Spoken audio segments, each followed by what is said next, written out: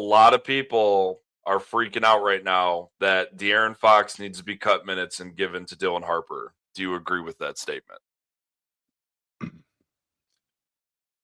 Yes, because I think he's going to be moved. I think Fox will probably be moved this offseason. But I know he's banged up a little bit and he is playing poorly. But man, what Dylan Harper does for their bench unit, you can't replace that with anybody else. Like, you're not going to get the same production from De'Aaron Fox coming off the bench. I think it's Dylan. I think Dylan Harper should start. But what you're losing by starting him in terms of what you get from the bench unit, I just don't think it can be replaced. And I don't know. I'd be a little wary of starting him. I'd let him close games, though. I'd let him finish them. But I like what he brings off the bench for the Spurs. I do also agree with him with the energy that he brings. But I don't know, man. He's got 28 minutes and scored 16 points and went 6 for 10 for the field with 8 rebounds. Like, De'Aaron Fox really struggled of 3 of 13 from the field. Like, if I think you can kind of look at it as the Jalen Duren on a leash thing. With if he's not playing very well, maybe switch the minutes over to Harper, because Harper is performing really, really well, and he's a good matchup with Brunson too.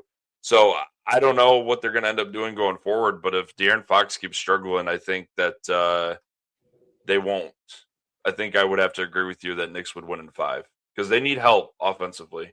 But that's where I'm taking. That's where I stand. Just bring him. Continue to bring Harper off the bench, and you live with the results from De'Aaron Fox. But I think in terms of closing games, it has to be Dylan Harper out on the floor over Fox if it came down to those two. Yeah, and just taking a look at this box score, and yes, people, we will talk about the Pistons. Looking at this box score. I don't want to glaze the Knicks. God, Lance, I fucking hate the Knicks. You already did a thing about their fan base. And yeah, I'm taking shots, dude. You guys annoy the absolute piss out of me. But that's fine because you're doing your job. Like, that's what you're supposed to do. You're supposed to piss off everybody that doesn't like you. But, man, I'm going to give a lot of credit to Josh Hart. That he played really, really well. Yeah, he had 3 points. He was 1 from 5 for the field. But 15 boards, 6 assists, and 4 steals.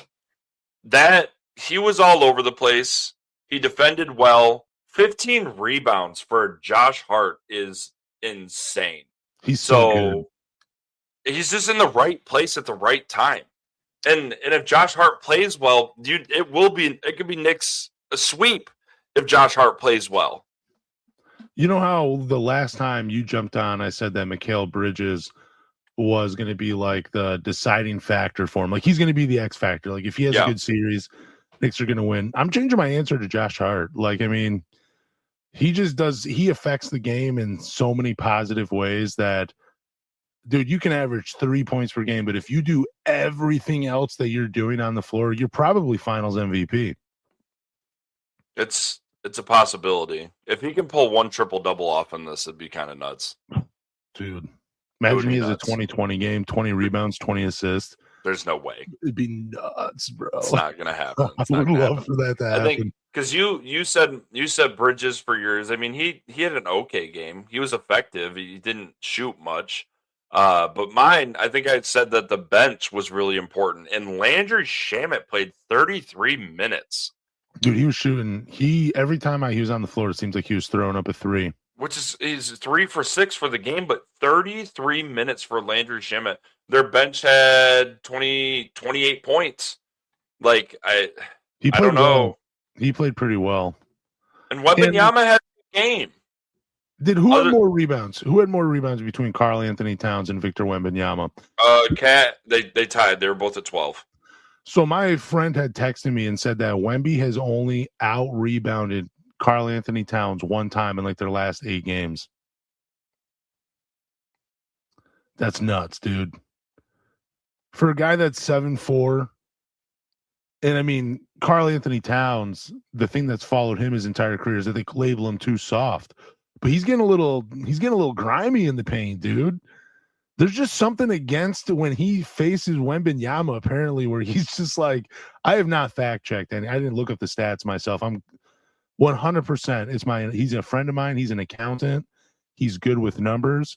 So I am putting 100% faith that he is telling me the truth about that stat. But Karl Anthony Towns, dude, he's a dog, bro. He's a dog, dude. He doesn't deserve the soft label anymore. If he's going to go toe-to-toe, like Chet Holmgren disappeared against Victor Wembanyama, Karl Anthony Towns has stepped up and said, dude, I want the smoke. Bring it. I mean, it's pretty awesome. I'm not agreeing with you with tough guy Towns one bit. I'm not agreeing with that at all. Nope. He had a good game. He was plus 14. He had a good game. He took the shots that he needed to take. He didn't shoot a lot from the perimeter, but he did go at Wembanyama. Wembanyama finished.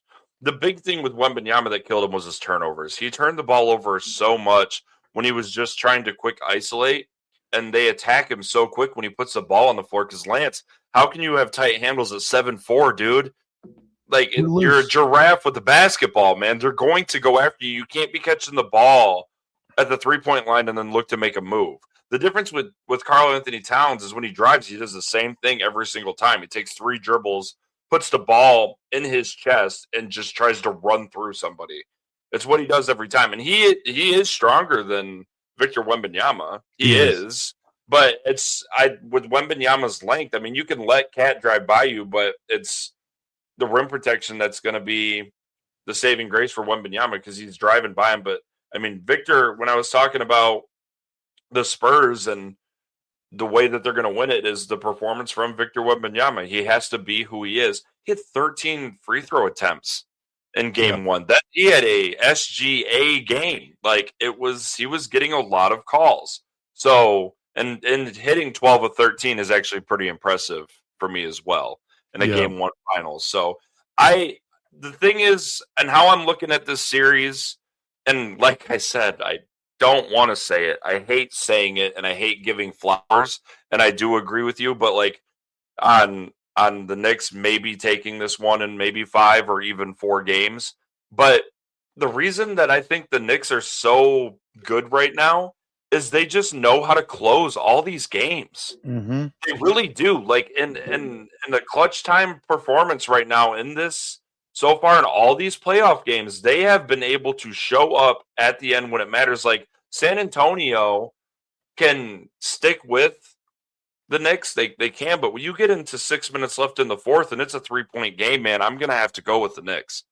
Yeah, they're so good in the fourth quarter. Like, that's what I was telling my daughter. I was like, as long as they can keep this game close for the first 3, they're putting themselves in position to win the fourth quarter. And that's all they got to win.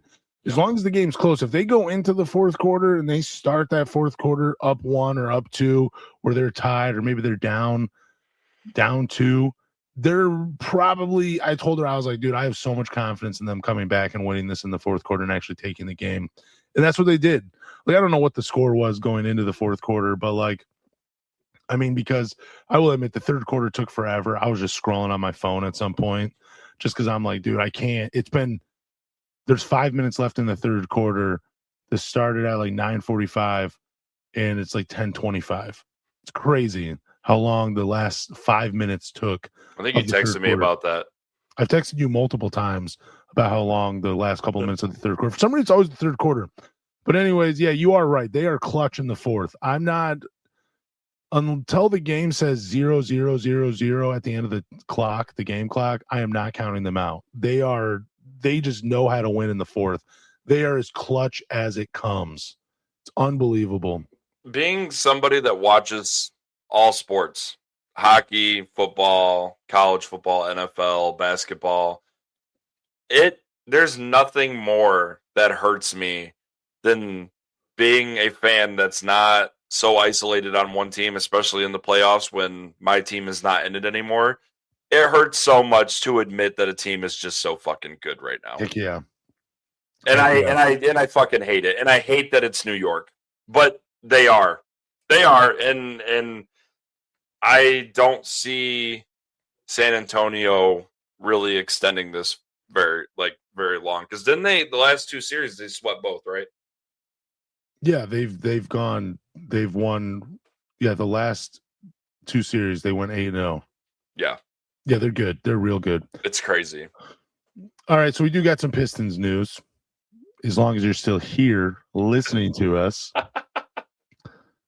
Jalen Duren, but real quick, it would definitely be a disservice not to talk about the NBA Finals on a basketball podcast. Like, we have to talk about it, even if you dislike it, we have to. But anyways, Jalen Duren's contract with the Pistons is expected to be in the ballpark of 5-year, 200 to 220 million. This comes from Hunter Patterson. I believe he's for the Athletic. Yeah, he's the Athletic beat writer for the Detroit Pistons. So we've talked about the contract so many times, but we're finally getting a number to it. 5 years, either 200 or 220. They probably split the difference at 210. What are your thoughts on it if he signs 5 years, 210? With an average of 40 mil per? I think it would start in the mid 30s, if I'm not mistaken. I don't. Lance, we're beating a dead horse. I don't know, man. You want to pay the guy and you want him to be a Piston, but nobody knows really what it's going to mean for this team long term. Yeah, I mean, but I guess I'm just asking you, up till this point, factor in regular season, factor in playoffs, are you happy with that number? It's not the full max of 287, but like 210, I don't know. I don't have a problem with 210 for what he brings. I don't have a problem with it. With trying to wrap my head around the fact that, centers like this don't just show up, and they're not this common for him to be as consistent as he was in the regular season, and how much he has progressed, because didn't he come in the league at 18 years old? So he has gotten better. It just makes me so fucking nervous that it's going to be a mistake. That's all it is that he's not going to improve, and 365 days from now, we're in the playoffs and we see the same thing happen again. And now we're kind of stuck. So I'm nervous about it, but you know what? With Trajan, I'm just going to say in Trajan, I trust, I guess, even though he upset everybody by not making a deal at the deadline to bring in some type of scoring to help Cade. I'm just going to ride this one out. If they want to do it and it's not a max, I guess we can get behind it. So this is how the breakdown would be if you're using Google. So I just typed in, if Jalen Duren signs for 5 years, 210, what would year one be? According to Google AI, and this can be wrong, but they're going by the CBA guide. His first year, his contract would be $37 million. Year 5, it would be $50 million. And it goes up about $3 million every single year, from 37 to 40, 43, 46, and then to 50. But with the new, I think there's going to be a new TV deal coming in the next couple of years too. So if there's like another explosion with the money that's coming in, maybe 50 million years is maybe 50 million a year is a bargain. I don't know. It's possible. It's not a max. That's the only spot that you got me sitting that this can be okay. It's not a max contract. If he comes out next year, and let's just say his stats are the exact same during the regular season, are you being like, okay, contract's still worth it? If he's doing that in the regular season? Do that. I can deal with that. Okay, that's where I'm at too. If he can bring the same offensive production, I'll say this in a second. If he can bring the 20 and 10 throughout the regular season, I'm not as concerned with this contract, because I think he'll figure out the playoffs. And I just think it's more of, he finally knew what it was like to be a star in the playoffs and having everybody game plan for him. I don't think he was prepared for that. And now with another year, I think he'll be fine going into next year's playoffs. I think the Pistons will get him and Cade more help to where his life will be a little easier compared to it was this past playoffs. But I did hear someone on another podcast that if Jalen Duren developed like a 10 to 15 foot mid-range, it wouldn't do much. And I disagree. I disagree a lot with him with that take, because I personally believe if he's hitting a 15-foot jumper, yeah, sure, defenses are going to still tell him to take it. I get that, but if he's hitting it consistently, it's crazy for me to sit here and think that won't open up anything. That won't open up anything for Jalen Duren and the rest of these guys. I absolutely do believe if he develops a mid-range jumper, it will help create space in the offense. Because I think if he's good enough at it, teams will have to try to take that away from him. And that's part of becoming a better player, evolving your game. Well, my only comment, Lance, is it's not going to make him any fucking worse. So what is it going to – it's not like he's not missing shots, you know? So if he's going to improve somewhere, at least he's able to extend a defense, you know? That's the only thing I can come up with is, yeah, let's maybe get him some type of offense where maybe it's easier for him to isolate because he has a deeper bag. So that I don't know, and a lot of this too, and the way I'm thinking about it is because obviously he could have earned the full max contract deal. Maybe Cade said something to him. Maybe Cade's like, we got to do something here. There's a lot of moving pieces we got to do around here. They want to keep you. I want to keep you here. Let's figure something out, and it doesn't have to be a 287. Maybe. It's still great money. Like, why are we don't need to sit and say this is something that's going to ruin him. Like, this is incredible for him. Yeah, it's life-changing money. It's incredible. I'll never get close to that amount of money. I won't even ever be in the same room as it unless me and him are sitting at the same restaurant. That's the closest I'll ever get to it. It's unbelievable. I'd be so bad in negotiations. I'd be like, dude, that's a lot of money. That's why they pay somebody to do it for you, Lance. No, but I'm just saying, if I was his agent, I'm like, dude, you got to take the deal. That's a lot of money. Take the deal every single time. Yeah, I was like, dude, $50 million? They're going to pay you $50 million to play basketball? Dude. You don't know about your knees? Take it. Dude, what are you doing? Dude, what do you mean you want me to go in that room and ask for more? Do you know how much they just offered us? That's what I would do if I was the agent. I'd be like, dude, we're not negotiating. We're taking the first deal. And not only that, with the money that he's already essentially being offered right now, if you really want to be a lifer as a Detroit Piston, you take that money and you help this team improve and you get better yourself. And then maybe you get some type of bonus or things work for you with you get more awards and second team all NBA. Like there's more things that he can achieve to earn more with this contract. I guarantee there'll be incentives with it as well. So I don't know. I hope that he wants to be here, and I hope that he wants this team to improve. So yes, he deserves the money. We've talked about it. He deserves every dime. He played so well this year. He helped us. He was part of the reason for our success. And you can't say that he wasn't. So he earned every dollar that he's going to get. I just hope that it goes in the right direction where it's a friendly contract where we are still able to make moves and to make the team better around him as well. Yeah, I was listening to a Cap Space episode on another podcast today, and Pistons can do some things to have some money going into the offseason to sign free agents. It's going to be an interesting offseason. I don't think signing Jalen Duren is really going to hinder him too much from making moves to improve the roster. So there's another report from Hunter.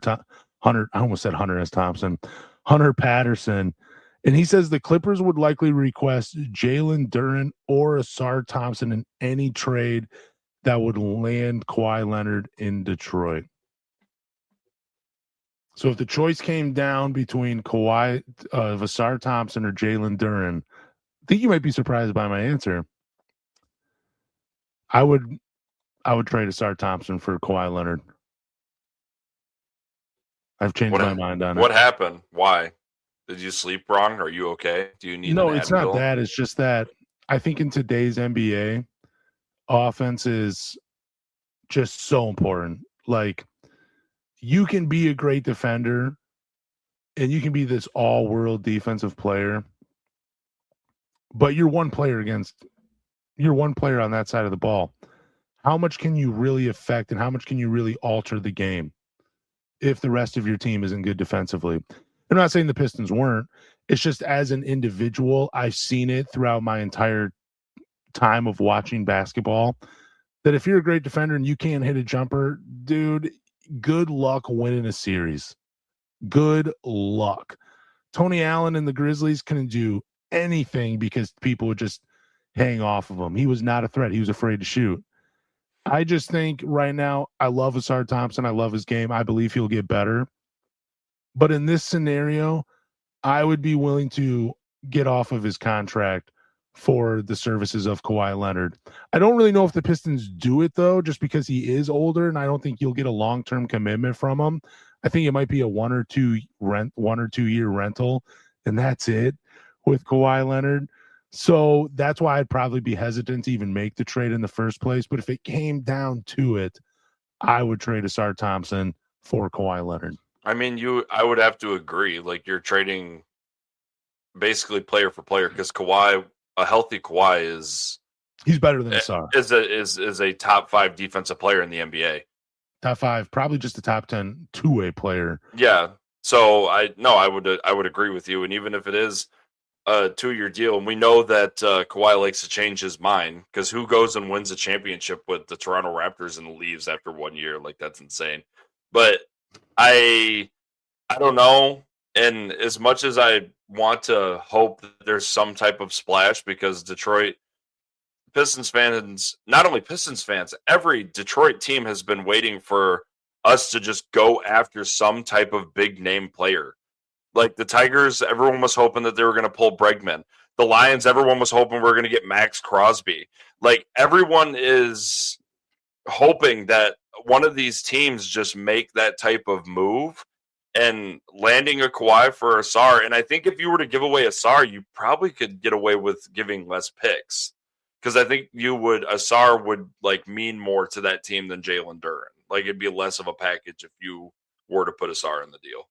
I think teams might be a little worried about trading first round picks just because of how the lottery has been reformed. There's still a lot of questions of how this is all going to work out. The new rule sucks. It's crazy. But the percentages are crazy. We'll talk about that another day. But Ausar Thompson for Kawhi Leonard, it wouldn't be just 1-for-1 though. There'd be other guys thrown in there. But yeah, as of right now, as we're talking about this, I would trade Ausar for Kawhi Leonard. I just love his game, dude. I love that he can bring it on both ends. Yeah, I'm a little nervous about him being healthy, but if you were to guarantee he plays 65 games and he's going to be healthy going in the playoffs, I would take it. I'm not all in. I'm not really for an all-in move right now. If I'm the Detroit Pistons, I'd rather just make some minimal moves so I don't have to pay so much in the tax. I'd rather pay in the tax when I know I'm ready to win versus paying right now by going over the first apron and then paying a repeater tax or whatever it's called. I'm good on all that. I mean, it's not my money to spend, but I just feel like there's so many teams that are good in the Eastern Conference that going all in right now might be a mistake for the Detroit Pistons. I like to see that. I feel like Tom is invested. I think Gores is actually really invested in this team, and I think he loves where he's at with the roster and how it sits. But if we want to backtrack a little bit and go back and maybe take a listen to what Trajan Langdon said, and if he means what he says, Lance, we're keeping these guys. We're keeping them. He wants to see what the young core has, man. Yeah, I think ultimately what's going to happen is they're not going to make a huge move. They're not going to make a huge move. Now, you might be saying, like, well, what about Trey Murphy? I don't know if Trey Murphy's a huge move. I don't know if it's that big of a move. It depends on what you get rid of for him. But for Trey Murphy, I'd probably be willing to trade Ausar for Trey Murphy too, because he does bring it defensively. He's not really a true second option, I don't think, but I think he'd be better overall for this team. I don't know. I don't want to dump on Ausar. I know I'm not doing that, but like I still love his game. But I'm losing my train of thought. I just don't think there's going to be an all-in move. I think Detroit, they probably just sign more minimum contracts. They probably bring some veterans that can do some stuff for Detroit. That's what I'm guessing they're going to do. But what I'm telling Pistons fans is don't be surprised if they stay put in the offseason and just make minimal moves. I'm just, it's really hard to put yourself in Trajan Langdon's shoes, man. You got a hard fucking decision to make, man. Yeah. Like, because you don't know what these guys can be. You have no idea what these players can become. Like maybe Ausar figures it out, and he's more of a shooter. He can dribble the ball a little bit better. He attacks the rim a little bit smarter. Like maybe Duren creates some type of outside shot. There's so much opportunity here. It's so scary to just trash it all and go and pick someone up that has a history of injuries, and you don't want to completely scrap this team because, like we said, this team's not broken. It just needs help. And Kawhi would be incredible help, healthy Kawhi, but that's the hardest thing talking about it, Lance, is before you can even bring up what he's going to do in Detroit or what he can do for us, it's always, well, if he can play 65 games. I don't like that. I don't like living on that, hoping that Kawhi's going to go into Detroit and be invested in wanting to win a championship. Like those are the type of players we need, and I don't know if Kawhi is that guy. Do you think he's still like emotionally like invested to win and be an all-time great NBA player? Like, do you think he still has that fire in him for that? Yeah, I think, 100%. I think he's at the stage of his career and where he's at now with everything that happened in LA, with all the news that broke, he's kind of like the laughing stock in a way. Like, I think he does have a lot to prove. I don't think the competitive spirit ever really dies, even if we perceive these guys not to be as competitive. I think he's an all-time competitor. I think going into Toronto in 1 year and bringing them their first championship, that shows what type of competitor he is. I bet you if he were to come to Detroit, the mindset would be like, people don't think I can win in Detroit. People don't think I can take over the East. Well, I'm going to show them again that I can. Yeah, I wouldn't be worried about his competitive spirit or his drive of wanting to be great. I mean, he was, 35 last year and averaged 28 a game and still looked like one of the 5 best defenders in the NBA. Yeah, dude, I'm not worried about him. What I'm worried about is Detroit not having enough to make a move like that for them to actually win the championship. Yeah, because I mean, what pieces are you going to give up if you bring in Kawhi, and what does he want to have around him to work? I don't know. If the trade, we'll move on, but if the trade is centered around Ausar Thompson and he's the big name the Clippers get, and then you're just saying like we got to throw in Ausar Thompson, we got to throw in Marcus Sasser or Duncan Robinson or Chaz Lanier, dude, that's fine. That's fine. I'm okay with that. That's not a big deal to me. I can go find guys to replace their roles. And it's not even that much of a haul either. No, it wouldn't be. Like I'd be fine with giving a few first round. I'd be fine with giving a couple of picks away. I just don't know what that means for teams receiving those picks, like how with the lottery and everything. Yep. I don't know. There's a lot of questions. Ultimately, I don't think Kawhi is going to be in Detroit. I want to say he has a no trade clause, so he could just waive anything if he really wanted to. But I'd have to look it up. Yeah, I just don't think Kawhi is coming. I think you could bet that. I think a better bet would be to see Trey Murphy in Detroit than anybody. But I bet that I would take is they're not making a substantial move. They're going to make moves. They're just not going to make a huge one where you're going to be like, wow, this feels like Rasheed Wallace coming to Detroit. It's not going to feel that way. Yeah, no, I would agree with that. And 80%, almost 70% sure that this roster is going to be very close to what it was last year. Yeah, I think it's going to be very similar. I know I'm going to quickly talk about a draft prospect that they could draft at 21. I don't know if you heard the last episode when I talked about Isaiah Evans. Yeah. Huge fan of Isaiah Evans, let me tell you. Can I real quick before you let me make my take on him? Yeah, go ahead. Because wouldn't watch the NCAA tournament. I think this comp, if we're going to do player comps with him, I see him as like a Julian Champagny.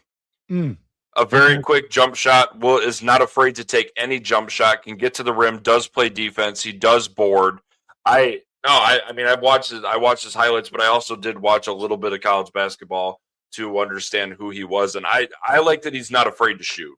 And I think that's something that if he could possibly fall to 21, I think that is a really good pick. So, dude, the other thing is he doesn't hesitate with his jumper either. No. Like You No. can watch some of these other prospects and you can be like, yeah, there's a little hesitation. And he just, dude, he doesn't care. He just lets that thing go. He has It's so great quick. size, though, too. Yeah, it's a very quick. I don't know if you saw it, though, but I didn't think he was taking too many tough shots. No. Like, I didn't think he was putting himself in position to take tough jumpers. Yeah. No, not at all. And a lot of it too is if you just go to YouTube and type in this guy's highlights and you watch the games that he played in the NCAA tournament. Yeah, the first game that he played, it's versus like a 16 seed or whatever it is. So it's good to watch him make shots, but as you slowly progress and watch them as he goes deeper into the tournament, especially like versus St. John's, the shots that he's taking, like they're somewhat contested and they are somewhat deep at times. But Lance, like look at the bottom and look at the time, look at the score, look at how important the buckets that he is making for that Duke team to keep them alive, man. He's not afraid of the moment, and I think you put him in a locker room with like a Dennis Jenkins, you let him work with Duncan Robinson, like that could be kind of scary. And also, he can get to the rim. The dunks that he had were incredibly impressive. Yeah, he's good at attacking closeouts. Move, man. He's not really like a creator where, like he's Cade Cunningham, where you're like, dude, go create something for somebody. But he can put the ball on the floor a little bit and get his jumper off. Like he has a good pull-up jumper, and he can create space with the ball. Like I'm a huge fan of Isaiah Evans. He's still the guy I would take at 21. Like I really love his game. And not only that, Lance, you watch on the clips, his shot fake is incredible. Yeah. And he knows how to use it. And that is very, at his age coming into the league, well, the foul baiting and the falling and the pump fakes and jumping into people, I don't know, Lance. Maybe they could find something in this kid.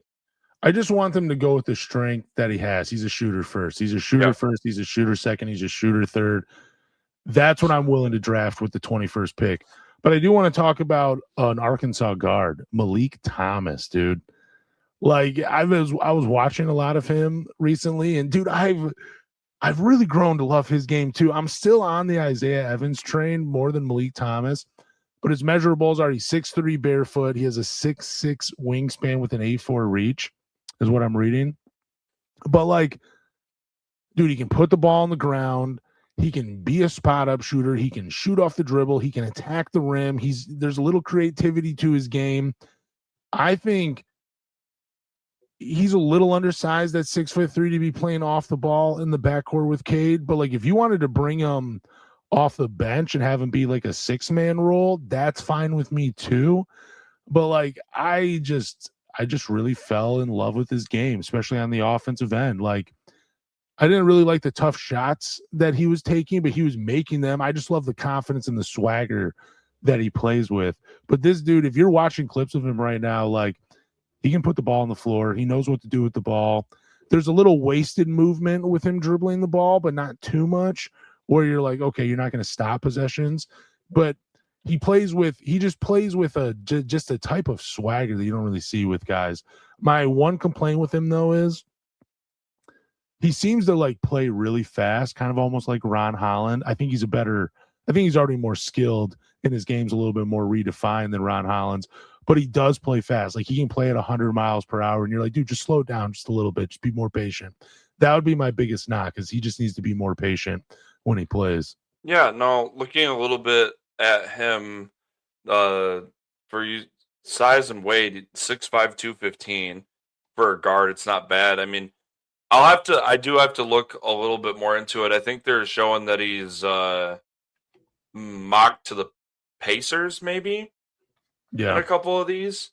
So, I mean, with what he averaged for a guard, he looks like he's not afraid to board. And I can see in some of these what you're talking about of you need to slow him down a little bit, but that's something that you can work on. He's not out of control. Yeah. So I think it's not bad, but you want to, so are you trying to like pair and pick some type of forever guard to work with Cade? Is that where you're trying to go at then? Well, my biggest thing with 21 is with the 21st pick, I don't know if you're going to find that second option with him. That's why I'm high on Isaiah Evans, because he brings a skill set that they desperately need in Detroit. He just provides outside shooting. Now, there's some room for his game to grow, but like, if he was coming in and firing that thing like Malik Beasley, dude, that's awesome. Like, you got the ultimate green light. I got no problem with it. But then there's another part of me that's like, dude, you're drafting at 21, and I'm still sticking with the guy that provides outside shooting, but he brings you a little bit more potential where if everything goes right, this dude's going to be a pretty solid player. So I'm not really looking for a franchise cornerstone. I'm just looking for a guy that can mainly shoot the ball. But if Isaiah Evans is off the board, I like Malik Thomas because, one, he can shoot the ball, but also there is some creativity to his game. Like, he can put the ball on the floor, he can create shots for himself, and he can create shots for others. Like, I think he'd be a very good secondary playmaker alongside Cade Cunningham. But Isaiah Evans is my pick at 21. Malik Thomas, though, is slowly moving his way up my draft board as a potential guy at 21. Yeah, seeing him be able to create a little bit and be able to just pull it at any time. It's a little slower of a jump shot. Fades a little bit forward when he shoots, but I mean it's smooth, and he does play well. But yeah, I definitely can see the pace thing. Defensively, it looks like he can get in passing lanes. He's not afraid to go at the rim and slam it. And I do see your comp a little bit with Ron Holland. I see it there. But I think he's got maybe a little bit more size than Ron. So I don't know. We'll definitely do more of these deep dives, and I'll put together a list of people myself that I think would be a good selection. But no, I do agree with you on Evans. I think Evans would be a great spot. But I think with the draft this year, man, how about we take a risk. We get a guy that shoots the ball, that's not afraid to shoot. We bring him in and see what he brings to the table. Like, we've been getting a lot of defensive guys and whatnot in the last couple drafts, and maybe we go a different direction and we try to get some offense for Cade for help, and then maybe we can just keep building in the draft, and it doesn't have to be some type of big splash market deal to bring in a Kawhi Leonard. No, I mean, they've taken a lot of guys, especially at the top of the lottery with those fifth picks, a lot of athletes that it was always the same thing said about them. If they develop, if they can just hit a jumper, they're going to be pretty good. They're going to be pretty good if they can just do X, Y, and Z. Aren't you sick of ifs, bro? Yes, I'd rather have a guy that comes in with like a legit strength in shooting. I feel like with the 21st pick, you're not taking best player available. You're taking, all right, who fits what I'm trying to build in Detroit? That's what you take with the 21st pick. Isaiah Evans, top. Malik Thomas, slowly moving up. I mean, maybe we talk about Bennett Sturts going forward. Maybe we talk about Christian Anderson out of Texas Tech. He's a smaller guard at 6'2".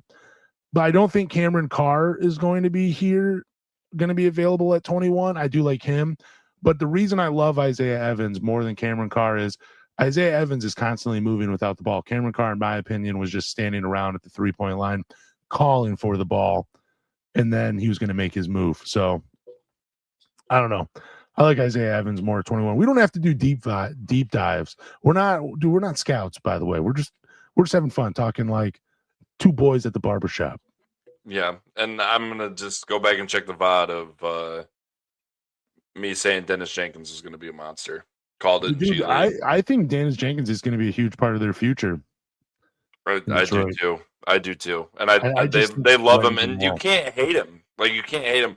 The dog defensive mentality stuff gets a little old. It really does, because we're trying to score some buckets sometimes, bro. So if Jenkins can just be consistent offensively for us, he will be a very, very good piece to the puzzle for this franchise. I think he's going to be a big piece. I think he's going to be a big piece going forward. I think you might even be looking at a guy that's potentially going to win most improved. I'm going to call it now. I think this dude's going to have a huge third season in the NBA. Technically, really, you could call it a sophomore. He only played 7 games his rookie year. But, yeah, we'll call it a sophomore year. Most improved, or maybe 6 man? No, I think he starts. I think he's going to start? I think he's going to be a starter in Detroit this upcoming season. Okay. I think he brings what you're looking for, a little bit of ball handling, outside shooting, brings some athletic ability in transition, and he brings defense. That's what I think with Dennis Jenkins. He's going to be the starter, baby. I could get behind that. And I didn't hate him when they started giving him playing time to begin with. I thought he was very, very good. Yeah, at some point we'll look over the roster and we'll make our predictions on who's going to be here and who's not going to be here. Yep. We'll do that eventually. Dude, real quick, you want to hear a project that I'm working on? It still has to do with basketball, but it's dude in 2K. I got so bored the other night. And I was like, let me go into 2K, let me play the LeBron era, and let me try to build a contender around Greg Monroe and Rodney Stuckey in Detroit. Do you think I'll be able to do it? No, not at all. You don't think I'll be able to do it? No. Oh, man, really? I mean, it'll be fun. Good old Moose, bro. Man, the Moose days were horrible. I'm trying to build him like a baby Nikola Jokic, and just that's my goal. It's mid-range jumpers, passing, and that's it, dude. That's what I'm bringing with him. I'm playing 4 out with him in the middle. I got Ronnie Stuckey starting with Ben Gordon, Tayshaun Prince, and Jonas Jerebko. Oh my god, yeah, dude, that's my starting 5. And surprisingly, we so far have a winning record. Now, I'm only playing 1 game per week, and then I'm simming the rest. So I do 1 game. If there's like 4 games on the schedule, I play 1, then I sim the 3. But I'm making like coaching adjustments and everything. Dude, I'm not gonna lie, I'm having a lot of fun. I'm hoping that I can be a playoff team in 2 years. Jonas fucking Jerebko, man. What a name.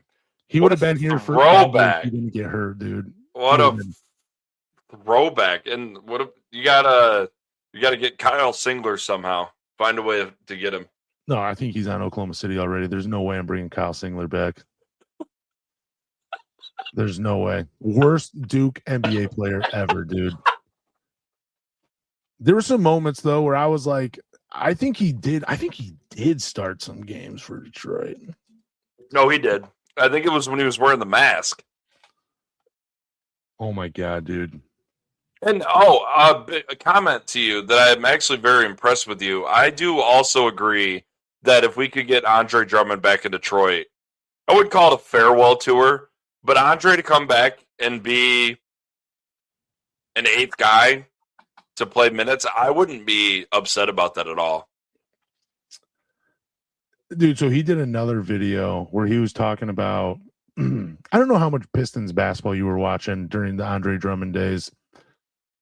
But dude, do I miss him and Reggie Jackson, dude. Like, dude, I loved watching those two play. They were legit in the pick and roll.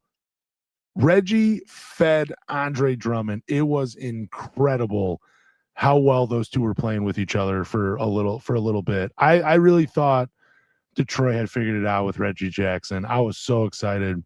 But man, everybody thought Reggie Jackson was the saving grace, dude. Everybody. If you go look back at his first like 19 games with Detroit, it was pretty. He looked like an all-star, but then he had some knee issue.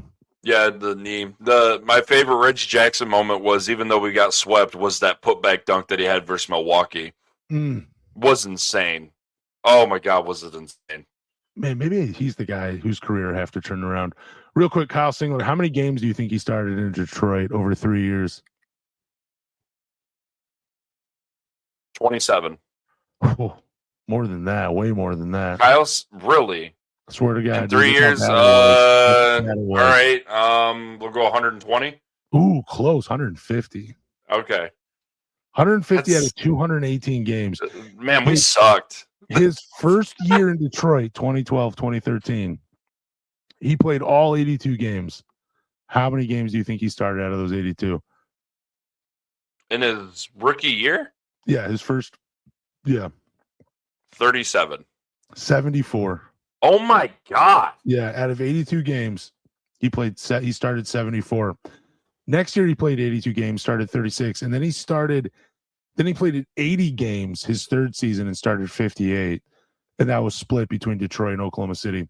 Dude, he found a way on the floor, dude. It's pretty nuts, dude. But he was just not good at anything in the NBA. He had no elite skill set. Maybe except for cutting baseline. That's what I remember him for, just cutting baseline. It's the only thing he could do is just cut baseline. I think tonight I'm gonna look up Jonas Jerebko highlights. That's what I'm gonna do. I'm gonna go down. I'm gonna go through it. And I'm gonna watch it because man, I just for some reason I can't remember him. I remember him, but I don't remember him playing. He had some moments for the Detroit Pistons. He had some moments. He had a good. I feel like he had a good rookie. I think he was all rookie second team. When was he drafted? I'm looking it up right now. 2009 and 10 was his first year. He was 22. He made all rookie team this year. Wow. 39th overall pick. Second he made an Swedish all-rookie born team. player to be drafted. He averaged 9 and 6 with 1 steal his rookie year. Played 80 games, started 73. Dang, dude. If he didn't get hurt, dude, he'd have been a dog. No. Back when, what was it? We picked him. That was the draft with Austin Day and DeJuan Summers, wasn't it? I believe so, yeah. Yeah, Austin Day. Wow. Wow, we were bad. We were real bad. We were really bad. Oh, my God. I was staying up to watch Jonas Jerebko and Kyle Singler. Dude, so was I. White chocolate, bro. Like a not good chocolate. Like it's expired. It's not good. No, That's it wouldn't crazy. even be chocolate. It would be the chocolate coins that you throw in a pan to melt them down to make melted chocolate. That's what he would be. But anyways, thank you guys for listening to the 3 Championship Drive podcast. Go and rate, subscribe, but more importantly, tell a Pistons fan